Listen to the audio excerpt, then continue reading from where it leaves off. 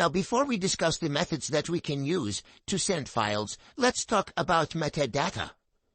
So each file, whether it's an image, a PDF, or a document, any digital file has metadata. What we mean by that is it's information that is attached to the file that can reveal more information about the file itself, such as the creator, the program used to create this application, the time it was created, and more. Let me show you an example. So right here I have an old picture of my car taken with an old phone, and if I right-click this picture and view its properties and go to the Image tab, as you can see, we get a lot of information about this picture. Now, the first few things might not look very interesting, such as the type of the image, the width and the height. But then if you go down, you can see the camera type, which was Apple. You can see the camera model. It was an iPhone 6s. You can see the date this picture was taken, the exact date with the time. You can even see if the flash was used or not. Now, this is an example of a picture. If you do the same for a document, you will see the creator, the operating system, the program used to create it, and so on. Therefore, all of this information can be pieced together to understand what platforms you use and work from there to de-anonymize you. Therefore, if you want to share files anonymously, it's a really good idea to remove all of this information to minimize the amount of information that can be used to identify you. Now, luckily, doing this is very, very simple in Tails. All you have to do is right-click the file that you want to remove its metadata and click on Clean Metadata. One click on this, it'll first create a backup of the image, as you can see in here, just in case the process could break something. And then right here we have the image itself after clearing the metadata from it. So right-click it and go to Properties now. And if you go to the Image tab, as you can see, we won't see any information related to me, to the person that created the image. So we don't see the font type, the camera type, and the time it was created, and so on. Now, once you have the image cleared, you're ready to share it. So you can go ahead and use one of the file sharing services that we already know on the ClearNet, such as Google Drive, Dropbox, and so on. The only problem is with these services, similar to many ClearNet services, they are not private. They're going to log data, they're going to track you, and they're not secure. Not only that, but the way these services work is not very private because they upload your files to an online server or to the cloud. So you might think, okay, I'm not going to use this, I'm going to use the email services that I showed you before because all of them allow you to send attachments. But they suffer from the same problem. Your file will be uploaded to a server to the cloud. So let me show you what I mean. Let's say David wants to send a file to John here on the right, and what they want to do is they want to use Google, Dropbox, or even one of the email services that I showed you earlier. So to do that, the file is going to be uploaded to the cloud to a server owned by one of these companies, and then John is going to download this file from the cloud. So the end result is both David and John will have copies of the file, which is fine, but at the same time, the server used to host the file is going to have a copy of this file, which raises a number of problems. Anybody who has access to this server will have access to the file. So the employees that work at that server, hackers that manage to gain access to the server, and government agencies that have some sort of an agreement with the owners of these servers. Therefore, this method is not very private and is not good if you're sharing sensitive files. Now, the creators of Firefox have attempted to solve this problem by offering a file-sharing service that uses end-to-end encryption. So the way this will work is the file will get encrypted using code that runs on the client side. So this is code that runs on the computer, on your own local computer.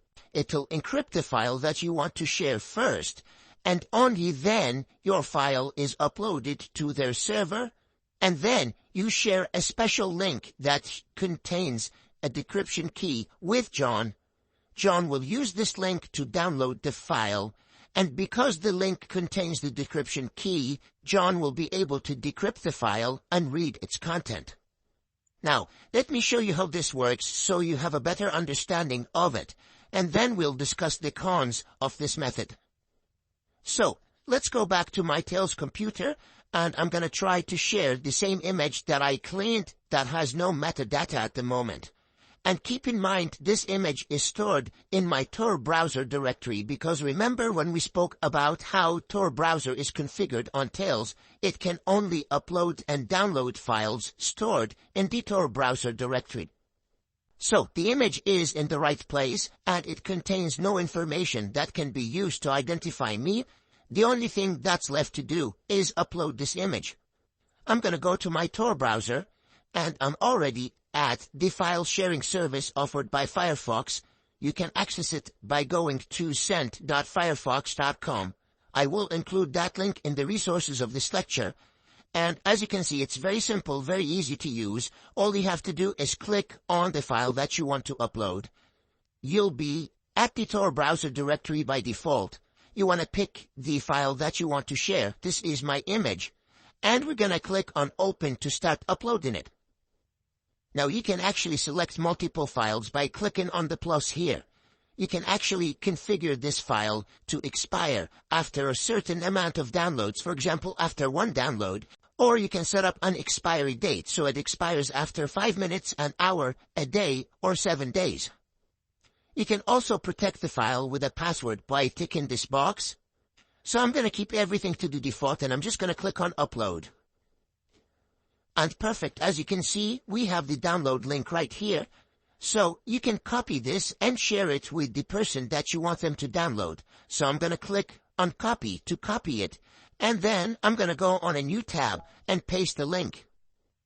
Now, as you can see in the link right here, this is the decryption key, and this is the key needed in order to decrypt the file so that the person that downloads it will be able to see its content unencrypted. Without this part right here, the file contains no useful information. Therefore, even the owners of Firefox or anybody who has access to their servers will not be able to see the contents of your file without this key.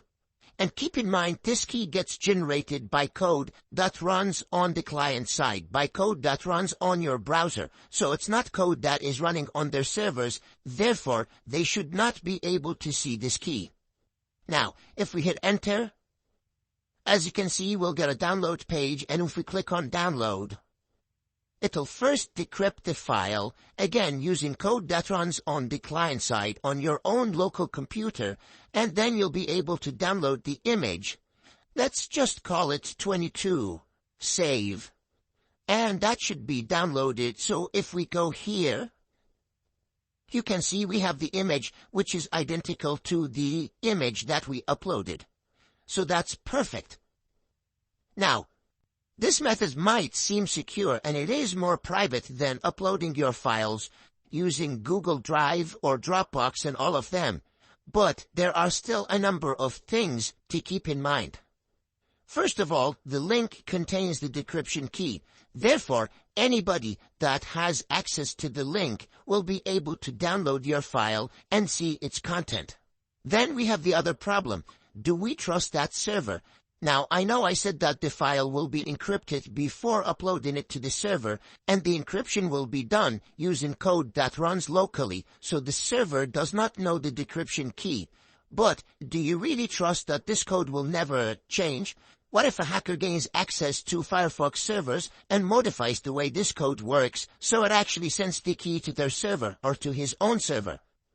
What if an employee that is pissed off and don't like Firefox does something like that? What about government agencies? So again, even though encryption is used in this case, it still suffers from the same problems as normal file sharing services because we still have to trust that server. So the main problem that we're facing here is the way these file sharing services are implemented, not a problem with encryption. We will actually talk about how you can manually encrypt your files without relying on code pulled from another server. The main problem that we have here is our file is being stored somewhere that we do not control. Regardless of how this file is stored, whether it's using encryption or not, does not really matter. Ideally, we want to keep our files locally and only share it in places where we have full control on. And this is what I'm going to show you in the next lecture. Now, one more thing to add. For the service to work, like I said, it uses client-side code to encrypt and decrypt the files. Therefore, you need to have your security settings on low or medium to work, because the client-side code that'll do all of this work is JavaScript code, and the high security level, as we know, disables JavaScript. Therefore, you might not want to use a medium or standard security setting because it doesn't fit your threat model. So again, this will be another problem with using this service. But in general, if you have something that is not very sensitive, then this could be a nice and quick way to share files.